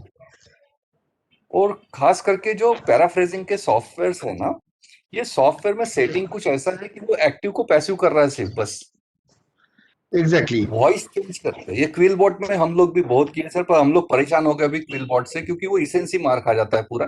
फिर हम लोग तो recommend करते ही नहीं है कि ये सब पैराफ्रेजिंग सॉफ्टवेयर यूज करो, आप खुद पैराफ्रेज करो। Exactly, sir. I am doing it. I have done it by my. I have done it, but the thing is, it didn't carry the meaning somewhere. At some places, what I wanted to mean and what it went, like there was a difference in between. When I write a sentence, thinking of something, and then when I rephrase that one, it may not carry the same meaning to Exactly, the sir. audience. Exactly, this happens. Yes, sir. This happens, Yes, sir. sir. These are real life and ground level problems, you can say. But somehow ये ना मुझे ये लगता है sir, जैसे हम लोगों के साथ भी शुरू शुरू में होता था ये, पर ओवर द पीरियड प्रैक्टिस कर करके ये अभी वी गॉट इट कि without losing the essence of the message we could able to paraphrase it now. Okay. तो ये थोड़ा सा प्रैक्टिस से हो जाता है सर। Hello. हाँ madam. Sir, Afternoon, sir. sir, do we need to prepare questionnaire for all kind of research studies? No, I never said that, ma'am. It is only for survey-based research projects. Only for survey basis, no? Okay, sir. If you are planning survey-based research projects, then you are supposed to prepare a questionnaire. Okay, sir. Thank you. Hello. Am I audible, sir? Yes, I can hear you. Sir, actually, I am from law background and I want to so that journal or we have to mention or Ma'am, you are not audible. Padma ma'am, I can't hear you. एक काम करिए madam, आप क्या का पंखा बंद कर दीजिए, शायद आवाज आ जाएगी। Hello. Hello, Padma madam, you are not audible. I'm not audible, ma'am. No. Right. Please be louder. Okay. So may I repeat my question, ma'am? Yes, yes, please. Okay. Sir, hello, sir. I am from law background, sir. I want to know that, sir, in our papers or journals or even thesis, sir, we have to mention these sections and the we have to quote the judgments of Honorable Supreme Court and High Court, sir. So, sir, हम कैसे plagiarism से बच सकते हैं? क्योंकि problem is कि हम high court के और सुप्रीम कोर्ट के जजमेंट अपने इसमें कैसे लिखे, सर? ये ना मैडम, ये अगर आप डॉक्ट्रिनल रिसर्च कर रहे हैं तो उसमें ये एक तकलीफ होती है मैडम। देखिए, लॉ में भी अलग अलग प्रकार से रिसर्च होता है, पर mostly you people focus more on doctrinal. और इसमें लॉ में सर्वे बेस भी होते हैं मैडम, पर वो बहुत कम लोग करते हैं क्योंकि वो कुछ कन्वेंशन ऐसे बन गए मैडम। मैं बहुत सारे लॉ कॉलेजेस में ये प्रोग्राम्स ले रहा हूँ इन दिनों। औरंगाबाद का एमपी लॉ कॉलेज में मैंने पूरा वर्कशॉप लिया था एक। अमरावती में भी मैंने जो अपना शिवाजी इंस्टीट्यूट सोसाइटी का जो कॉलेज है, वहाँ पे भी लॉ कॉलेज में मैंने लिया था। और आप लोग वो क्या ब्लू बुक कहते हैं उसको, ब्लू बुक यूज करते हैं शायद आप लोग। तो उसमें ना एक्चुअली आप अभी वो जो जजमेंट्स है, वर्डिक्स है, उसी को आप साइटेशन दे रहे हैं, तो better you get it confirm from an expert of your own field कि how to get rid of that particular peculiar problem while citing the references, क्योंकि वो वर्ड चेंज हो गए तो फिर बड़ा तकलीफ वाला काम हो जाएगा। So I am not pretty much into it. Sir कि ऑनरेबल सुप्रीम कोर्ट और high court we cannot do that thing, sir. बहुत ज्यादा उसका मीनिंग चेंज हो गया और फिर वो तो हमारे लिए बहुत हाँ, ज्यादा obviously I can understand madam. Correct, correct. So better you get it confirmed from a senior fellow in your own study, in your own discipline, madam. तो आपके फील्ड के जो सीनियर लोग हैं ना, सुपरवाइजरी लेवल के, वो शायद इसके ऊपर ज्यादा बेटर कमेंट कर पाएंगे, क्योंकि मेरा अनुभव लॉ का इतना नहीं रहा है। कर पाते sir, because we do not have much knowledge about the statistics, sir. हमें स्टैटिस्टिक्स का बहुत ज्यादा नॉलेज नहीं रहता है सर, और वो सर्वे करने के बाद उसका वो जो डेटा वो ये करना होता है तो हम नहीं कर पाते हैं। सो दैट्स व्हाई हम लोग प्रीफर नहीं करते वो ये नॉन डॉक्ट्रिनल रिसर्च सर्वे वाला। Correct, correct, correct. पर अभी आपके जो रिसर्च सेंटर्स है ना, लॉ कॉलेजेस के जो रिसर्च सेंटर्स है, वहां से तो अभी मुझे इनविटेशंस तो आ रहे हैं इन दिनों, और मैं ले भी रहा हूँ। And they people means you people are more interested in getting the nuances of it, कि लॉ में हो सकते हैं, no doubt about that, survey based research projects हो सकते हैं, पर डॉक्ट्रिनल थोड़े ज्यादा होते हैं आपके इसमें, और वही कन्वेंशन बन चुका है शायद। Yes, yes, okay sir. तो वही अगर एंट्री लेवल पे अवेयरनेस रहा ना पीएचडी के लिए रजिस्ट्रेशन करने से पहले, if you get an understanding कि लॉ में ही कौन से प्रकार से रिसर्च किया जा सकता है, then you can pick your own choice कि डॉक्ट्रिनल करना है कि नॉन डॉक्ट्रिनल करना है।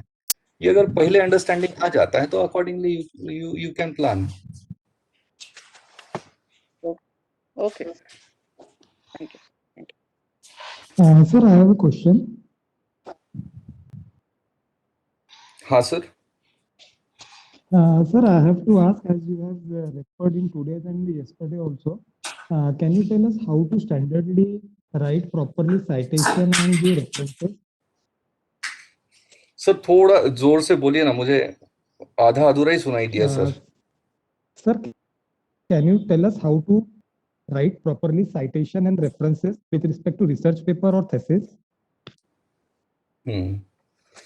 अच्छा, citation sir, actually I will encroach upon someone else's topic. You will be having a separate session on this, पर आपने पूछा है तो मेरा काम बनता है मैं बता दूं आपको। सर citation हम लोगों को बनाने की या मैन्युअली लिखने की आज तो जरूरत रही नहीं है सर, हम लोगों ने सॉफ्टवेयर से ही ये जनरेट करनी चाहिए, वो citation हो या रेफरेंसेस हो। अगर आप मैन्युअली तैयार कर रहे हो तो शायद ही ये कहीं एक्सेप्ट होगा अच्छी क्वालिटी के जर्नल में। तो आपको सॉफ्टवेयर जो है आप नाम लिख के रख सकते हो सर, मेंडेले नाम से एक सॉफ्टवेयर आता है जो बहुत ज्यादा पॉपुलर है और वही यूज करना चाहिए सर। इवन एमएस वर्ड में भी जनरेट हो जाते हैं ऑटोमेटिकली। और उसके साथ साथ एक झोटेरो नाम से सॉफ्टवेयर आता है और एक पेपर पाइल नाम से सॉफ्टवेयर है।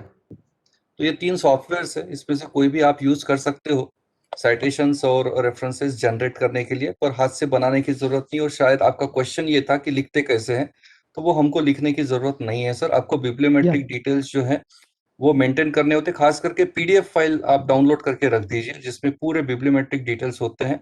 तो मेंडेले को आप वो इनपुट कर दीजिए पीडीएफ फाइल, तो मेंडेले पूरे के पूरे बिब्लियोमेट्रिक डिटेल्स जो है वो अपने आप पकड़ लेता है और आपको सजा के एक प्रॉपर सीक्वेंस में, जैसे आपको स्टाइल सिर्फ डिसाइड करनी है, आप अगर एपीए स्टाइल यूज कर रहे हो तो आपको सिर्फ मेंडले में जाके वो सेटिंग करना है एपीए स्टाइल का। एडिशन 7 चल रहा है अभी एपीए का, ये सिर्फ आपको इनपुट कुछ देने होते हैं सॉफ्टवेयर को। तो बाकी जो आप बोल रहे हो ना तैयार कैसे करने की, पहले यानी ऑथर का नाम, फिर आपने रिसर्च पेपर का टाइटल का नाम डालना है क्या, उसके बाद फिर क्या करना है, यानी वॉल्यूम नंबर, इशू नंबर, कौन से क्रम में सजाना है, that you are not suppose to think about sir. Software will take care of all this things.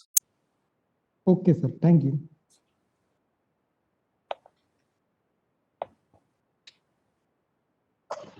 Sir का माइक्रोसॉफ्ट में एपीए का 7th एडिशन आ गया है? नहीं, माइक्रोसॉफ्ट में नहीं है सर। माइक्रोसॉफ्ट में अभी भी 5th होगा, 5th वर्जन है ये। 6th है ये कुछ। हाँ, ये कैसे माइक्रोसॉफ्ट के जो वर्जन है ना, आप एमएस ऑफिस का कौन सा पैकेज यूज कर रहे हो, सपोज 2010 में 5th का सेटिंग दिखता है, 2016 में 6th का सेटिंग होगा, और 7th मैंने तो देखा नहीं है सर एमएस वर्ड में 7th का। तो बेटर सर एमएस वर्ड में तकलीफ है सर, एमएस वर्ड के भी नहीं चलते आजकल, आपको मेंडेले से ही काम करना होगा sir. Mendeley is much a better software sir. Sir आपण ब्रेक घ्यायचा का? हो ठीक है मैडम। ठीक है. So friends, we will take a break हो, of 5 पाच minute. minutes and then we will join again. Please stay connected in the meeting. Don't leave the meeting.